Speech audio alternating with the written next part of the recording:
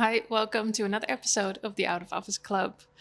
Um, as a warning already, I already know that this episode is going to be more of a mess because I am currently in a hostel and I'm recording this in the public area because the room is just kind of dark and small.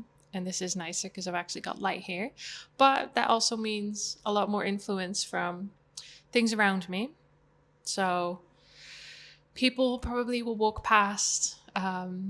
People walk in and out. You might hear a couple noises on the background. So please excuse any bad audio, any cuts as well, or when you hear me pause for slightly too long. But that's what editing is for. And doing this while traveling, I already knew this was going to be a bit of a mess. And well, I am now in Asia. I'm in Bangkok. I've been here now for exactly a week. So, this is also the first podcast I record here. I'm already a little bit late. So, this podcast is going out a little bit later than usual, than my 8 a.m. Amsterdam time schedule. But this week, I just really wanted to do a quick recap of how the past week has been going, what happened in like getting here, how it's been, how it is to be back in Asia, in Bangkok. And then I want to go into something that I thought would be really interesting because it has actually been 2 years now since I started as a digital nomad. And I would say that there's quite a lot I've learned. So I want to go over the things that I would change or no longer do if I would start as a digital nomad right now in 2026. So, first, a quick recap of the last week. Last week on Tuesday, I, of course, traveled from Amsterdam to Bangkok. I had a layover in Mumbai, which was a mess, but that whole trip really it went well. I can't complain too much. It went pretty decent, but it of course was an overnight trip. It was long. It wasn't stressful, I would say, even though when I arrived in Mumbai, I had an hour and a half to change flights, and just the spot where you had to change, you had to rescan your boarding pass. You had to go through customs again. And not just me, but like 600 other people. And it was an absolute mess. And that at 3 in the morning. So everyone was stressed and not happy. I stood in line for I think 2 hours trying to get my stuff checked again and then make it to the airport or airplane. Sorry. Of course, I knew that the flight wasn't going to leave without us, but still, not a great thing to do when you're already tired after an 8 hour flight. But anyway, I changed in Mumbai and then had another 4 hour flight to get to Bangkok. That all went super smoothly. I got picked up at the airport from by my hotel. More on that in a couple days or maybe the next week somewhere. But it all went smoothly. Like, I cannot complain. And then I arrived, and the first couple days I took it pretty chill, pretty slow, just get used to the heat, the food, the time difference. I did have quite a jet lag. I didn't feel sick or nauseous like I sometimes do. But I just couldn't get to sleep. I couldn't stay asleep. So I think for the first 4 or 5 days, I only slept maybe 4 or 5 hours a night. So yeah, I was exhausted. Happy to say that that's no longer the case. And last night, I actually think I slept 9 hours, which is a lot. So very happy about that. And most of my days were just pretty relaxed. I walked around the area. I tried to figure out what I was going to do because I only had a hotel for a couple days. And I went to a couple meetups, which was really fun. So I met a couple of people and I also saw them again the last couple of days. Went to a market with someone, went to play padel. It was just really nice. And so far, I have to say, I am so happy to be back in Asia. I really, really missed it. The last time I was in Southeast Asia was 10 years ago. It was on my first trip. I was 18 when I went to Thailand. And I didn't really stay in Bangkok much. I think I spent 3 days here and then I traveled further north and then further south. But this time I've got a whole 3.5 weeks in Bangkok, which might sound a bit too long and a bit too boring to stay in such a big city, but there's so much to do here. Plus, I think a lot of people forget that I'm also working. So 3 weeks then really isn't even that much. And it just gives me a bit more time and space to just relax and not rush too much. So I don't mind it. So yeah, I've been here now for a week. If you follow me on social media, you might have also seen that after my hotel, I booked something different. And then I heard that that actually wasn't in a very nice area, like safe, but just a bit too far from everything, a bit too much hassle to kind of work everything out. And I was recommended to go somewhere else. So I canceled that, booked somewhere else. But then that place canceled on me the day before. So I had to book something different. And because I really wanted to be in a good location, I'll get to that, also the importance of that in a second. But I didn't have so much choice. So I had to book a hostel, which is quite funny because I just made a post about how I don't stay in hostels anymore. And here I am. Luckily, this hostel is pretty decent. And again, it's in a good area. So for me, that is just so important. And then the place doesn't even matter so much anymore. But yeah, so now I've been here for a couple of days. Luckily, tomorrow I do check out and I go to my own accommodation, or at least I've got my own room, my own bathroom. And that's not far from here.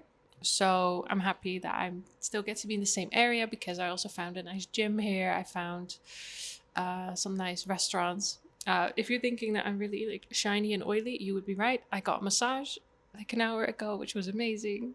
Yeah, it's just been really great being back here. I don't know what else to say. I do have to still get used to the heat. I'm not completely restored yet, I would say, after the trip and the jet lag, but I am feeling great. I'm really excited to explore more of Asia. So, that having said all of that, that was a bit of my personal update. Now, I want to go into the things that I would do different if I would start as a digital nomad now. I started 2 years ago when I quit, or when I gave up my apartment in Munich, in Germany, and I immediately started traveling. Of course, I already had quite a bit of travel experience, but not ever full time, of course. I traveled for months on end then as well, but there was always a deadline moment when I knew, okay, by that date, I have to be back or I want to be back. And right now, I don't have that. So whenever someone asks me, oh, hey, how long are you in Asia for? I don't really have an answer. I'm here till I don't want to anymore, I suppose. Or for whatever reason, I have to go back to Netherlands or back to Europe. So it's a bit of a different, I think, way of traveling. And there's a couple things that I can recommend that I would do different now if I would start again. The first thing that I've written down is I would not move too fast. When I first started, even though I didn't move that fast, I still, especially from the first couple destinations I went to, I did change accommodation every week or so. I first went to Greece and I stayed in one spot for a month, but then I left again and I went back to the Netherlands and then I went to Sri Lanka. And in Sri Lanka, I didn't stay in a place for more than a week most of the time. There's a couple places I stayed longer, but yeah, that made it just a bit more stressful, I would say. And if you change your location so often, it is so difficult to find a good routine and to actually get to know the place well and to feel relaxed. And I just didn't have that. So I would say after like a month, I think in Sri Lanka, I was quite exhausted. I then also did a surf camp, which was amazing, but that meant getting up every day at 5 a.m., surfing, 2 hours, breakfast, work, more surfing, being social, going to bed at 8, I think it was, and that for a month. So at the end of that month, I also got quite sick because I think just exhaustion. And after that, I was a bit done and I was really, really tired. It's just, I think all the moving and the changing, and you just really, at some point, it will catch up to you, I would say. So I would definitely stay in one place longer immediately. I know that there is quite a bit of motivation to say, oh no, but I can now finally see the world. I want to see everything and move quickly and see more. But trust me, it's just, if you want to make this sustainable and do this long term, you can't really move that fast. I think with that speed, and if you move so quickly, you also lose a bit of your motivation at some point, and your energy and your focus, and that's not worth it. So I would 100% go even slower than I did, which is what I'm doing now. Like, that's why I'm here for a month. And then I know next month I will not be following my own advice and unfortunately travel a little bit faster. But that's just because how things worked out. And it wouldn't be my first choice. After that, more busy month, I'll go back to staying in one place for a month. And that also leads me, I think, to the next thing, and that is to build a routine. Something that I, especially for the first, I think it was a good 6 months, I just didn't do. It wasn't until I got to Japan, which was after already a good 6 months of traveling, that I started building more of a routine, like and a healthy routine too, something I could keep up no matter where I was going.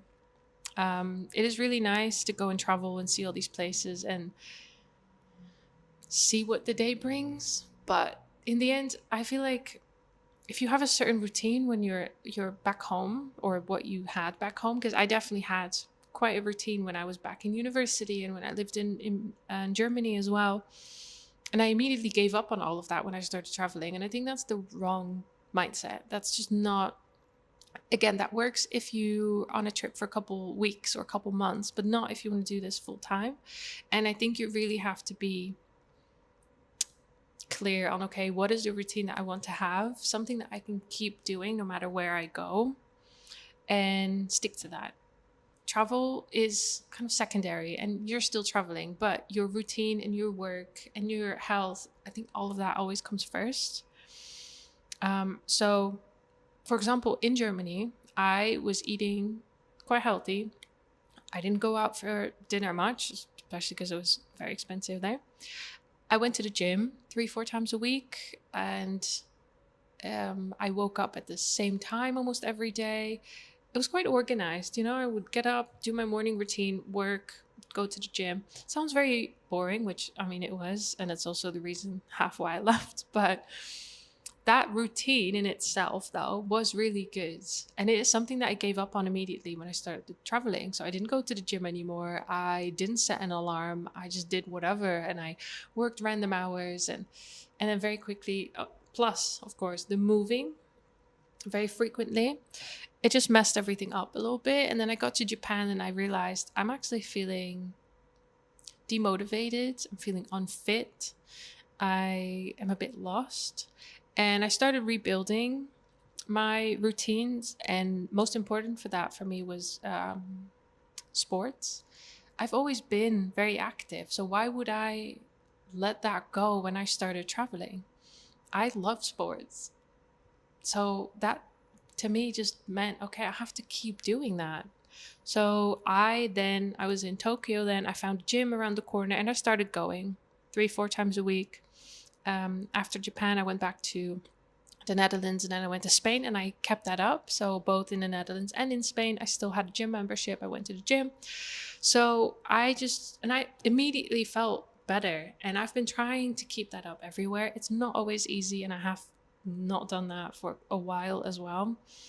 But even now, for the past week, it's only been a week, I know, but I've been picking that back up. So I already found the gym here.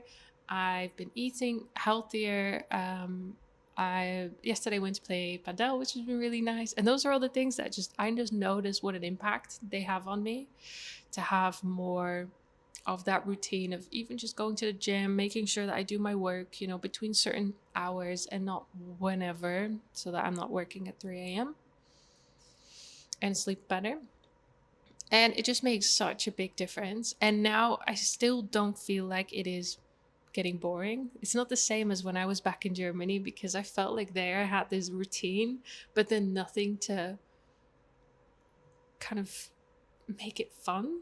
So I would do my whole routine and be super strict, and then would still sit by myself in an empty apartment in Munich where I couldn't afford to go outside because it was so expensive.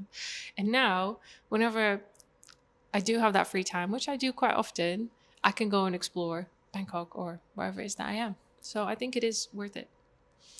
The next thing is there's kind of 2 points, but I think they go together, and that's to choose location.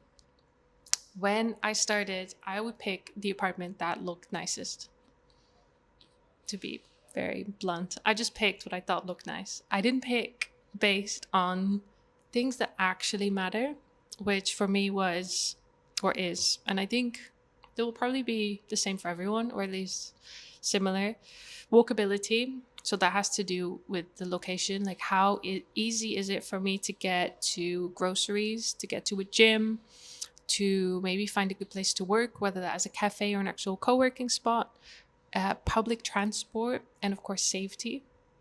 I think those things are so much more important than how pretty your apartment is. Truly, it's not worth it. That prettiness of that apartment wears off after 2 days, especially when you realize that you have to walk for half an hour to find a grocery store, or you have to travel for an hour to get into the city. It's not worth it. And I'd rather stay in a place that is not as aesthetic, not as nice, doesn't have all the fancy amenities, but I am close to the things that I think matter more. Safety, of course, also very, very important. I think that's also maybe why this hostel even grew on me a little bit. It's not great, it's not very fancy, but it's clean and it is in a really good location. It's safe. I'm right next to public transport. So because of that, I do still enjoy it. And that's also why I really wanted to book a room close by, because the gym is great. There's groceries, there's a lot of food, there's events, there's people, there's padel. Everything here is close by. And then I don't really care anymore what this, how fancy of a place I'm staying at. Um, and the thing that ties in with that, I think, is a mistake I've also made a couple times, and that is to go too remote. It, to me, always sounds very almost romantic, like, oh, I'm gonna go by myself into this nice little secluded cabin somewhere and just spend some time in nature and be by myself. Maybe I'm just not the right kind of person for that, but I can tell you the couple times I've done that, I was miserable. I was not happy whatsoever. Last time I really remember that well was when I was in Sri Lanka. I booked this little Airbnb cabin in right close to the sea, like on the coast. Lovely. It was 2 days, and I was just crying, sitting there thinking, I'm so lonely, I'm miserable, I hate it here. And then I moved to a different place where there was a lot more people and events, and suddenly I felt happy again. So trust me on that. Try it. Maybe you are the kind of person that works for. For me, it just doesn't work. I start feeling too lonely and too isolated. And I'm rather in a more busy location where if I can't, I think that's also why I think it's so important for me to have my own room, but be in a good and busy location, because it means I can go out and find, people and be really social. But then if I need to be by myself, I can, just by going back to my own place and my room. But that still doesn't mean that my room has to be in the middle of nowhere for me to be alone and have some peace, because sometimes I do just want to do nothing for a day and be by myself. But it's nice when you can do both. You can both go to back to your own place and be alone. But it's also very easy to go and find people, because traveling alone, I absolutely love it. But the last thing that you want to feel when you travel alone is lonely. And that can happen when you're too remote. I really think so. So right now I make sure that it's, of course, in a good location, it's safe, groceries, gym, everything that I just said. But also there are events. I've heard of, different cities or towns where it's nice, but there are not that many tourists or expats or digital nomads, or there simply just aren't that many events that are being organized. And that also makes it harder to meet people. If you constantly have to wait for a whole week to go to that one event and then hope that there's nice people. While here in Bangkok, for what I've seen so far, there's events every single day. It is so easy to go and meet people. And it doesn't mean that you have to, but just knowing that there's the option that if, tonight at 5, I'm like, you know what, I'm kind of bored, I feel a bit lonely, I want to go meet people, I can. And for me, I love that. I love that so much. So I've made that mistake of going too remote. try it, but try it for a day. Like I immediately booked a week, which was definitely a mistake, but try it. But I'm not convinced that that's the right decision if you travel on your own already. And the last thing that I would say is to work when you can, not when you feel motivated or inspired. And the reason for that is that, especially when you meet more people somewhere, everyone is on their own rhythm and routines. And what I've noticed a lot is that people go, oh, I really want to see this place. I'm going tomorrow. Do you want to join? And then if I've just spent a whole day doing nothing, it means that I can't go because now I have to go and catch up on work. While if I've just done my work first, it means I'm so much more flexible to then go and explore and do other things. So at the beginning, I don't think, not as strict on that, or a bit more free on that, a bit more lazy, I would say. But I've definitely learned from that, because the more I work and the more strict I'm on that, the more freedom I actually get back in return. So I think the idea there is that you can, work more to have more freedom. So yeah, those are all the things that I would personally do different if I would start again as a digital nomad. There's still things that I do wrong, I think, and that I could do better, and I still make mistakes, and there's still moments where I feel like, okay, I've done, too much now, or I've booked something that is not in a good location. That's all part of it, but you try, right? You try. So I hope that you enjoyed this episode. Keep in mind that I am actually launching a new course. If you might have seen it already. So many people send me messages or DM me and ask me for advice, and I cannot help everyone. Plus, it's very hard for me to give you all of that info over text. Plus, it's all very personal, so that's tough too. And because of that, I have made a course, a new upgraded one that I'll probably go live in March. So if you're interested in that, then have a look on my website. I'll put the link everywhere, but you can also find it on my social media. Just have a look. And I hope you enjoyed this episode. Now I have to go back to work. I'm going to see if I can turn up the heating or the AC a little bit because it's getting really hot. And then I really hope to see you again next week. Thank you so much. Bye-bye.